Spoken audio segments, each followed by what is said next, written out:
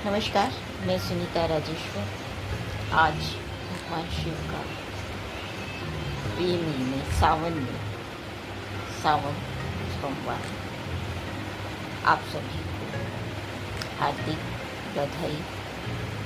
प्रकृति रक्षक भगवान शिव पार्वती का पावन महीना क्या हम सभी का है और रूढ़ियों से तोड़ने वाले भगवान शिव पार्वती तब बिल्कुल हमारे आराध्य नायक नायिका ऐसे ही तो होने चाहिए। हमारी परिणय संस्था की आदर्श नायक नायिका भगवान शिव पार्वती इसीलिए है क्योंकि उन्होंने रूढ़ियों को तोड़ते हुए अंतर्जातीय प्रेम विवाह भी किया और उसे पूरी जिम्मेदारी के साथ भले, क्योंकि ज़िंदगी इतनी बड़ी होती है, उसमें लड़ाई झगड़े समस्याएं सबके बावजूद एक दूसरे के लिए और सिर्फ एक दूसरे के लिए ही रहना ही इस पति पत्नी के आदर्श नायक नायिका शिव पार्वती पर्व में अगर आप सावन सोमवार व्रत करते हैं या फिर भगवान शिव को मानते हैं तब ज़रूरी है यह कि पति पत्नी की जो जिम्मेदारी है उसे निभाया जाए पूरी ईमानदारी के साथ, जिम्मेदारी के साथ, अपनापन, समर्पण, प्यार के साथ आप निभा रहे हैं क्या। और रूढ़ियों को तोड़ते हुए एक कहानी है। गीता प्रेस में जब मैं छोटी थी तब मेरे बाबूजी एक किताब हम बच्चों को पढ़ाने के लिए लेकर आए, वो लेके आते रहते थे और बहुत सारी हमने ऐसे छोटेपन में मैं 1 घंटे में सारी किताब पढ़कर देती थी कि लाओ दूसरी कोई और कहानियों की किताब लेकर आओ। तो उसमें एक कहानी थी भगवान शिव को समर्पित और भगवान शिव कैसे लोगों से खुश होते हैं इसकी यह बात। एक जाट थे और एक ब्राह्मण और जाट दोनों ही रोज़ शिव जी को सावन में जल चढ़ाने जाते थे। एक बार बहुत भयंकर बारिश हो गई, पूरा पानी भर गया।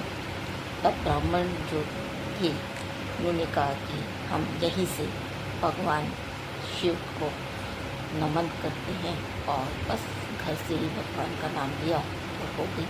लेकिन जाट तो जाट थे, उन्होंने कहा ना, अगर मैं जा रहा हूँ रोज़ तो आज भी जाऊँगा। लेकिन उनका क्या काम था कि बहुत आप हो सकता है कि ये लगे, लेकिन ये गीता प्रेस की कहानी मैंने पढ़ी। वे उन्हें शिवजी भगवान को वे बहुत उटपटांग बोल बाल के अपना जल चढ़ा के और तब आप आते थे। उस दिन भी गए, अपना पूरा कार्यकलाप किया और वही अपना अपशब्द बोलते हुए आ गए। अब तुरंत शिव जी भगवान प्रकट हुए और कहा कि ये ठीक है कि तुम जो बोल रहे हो वो गलत है, और पर जो तुमने एक नियम बनाया हुआ था कि जो काम करना है वो करना ही है, तुमने बारिश भी नहीं देखी और जो दूसरे एक मेरे भक्त थे वे सिर्फ बारिश देखकर रुक गए और उन्होंने अपना नियम तोड़ दिया, लेकिन तुम अपने नियम पर कायम रहे और इसीलिए मैं तुम पर प्रसन्न हुआ। ऐसे ही यह मैसेज क्या है इसमें? अंधभक्ति बिल्कुल नहीं। अगर कभी कोई बीमार है, समस्या है, तब बिल्कुल नहीं करना चाहिए, चाहे नियम कुछ भी क्यों ना हो। लेकिन अगर संभव है तब जो आपने नियम बनाया हुआ है वही अनुशासन की वजह से ही सूरज के चारों ओर पृथ्वी निरंतर घूम रही है। सपोज कीजिए कि कभी पृथ्वी निरंतर घूमना बंद कर दे तो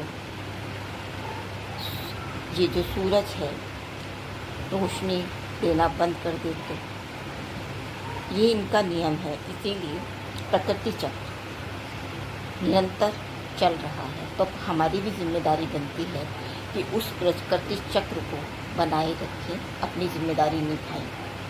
क्या है हमारी जिम्मेदारी?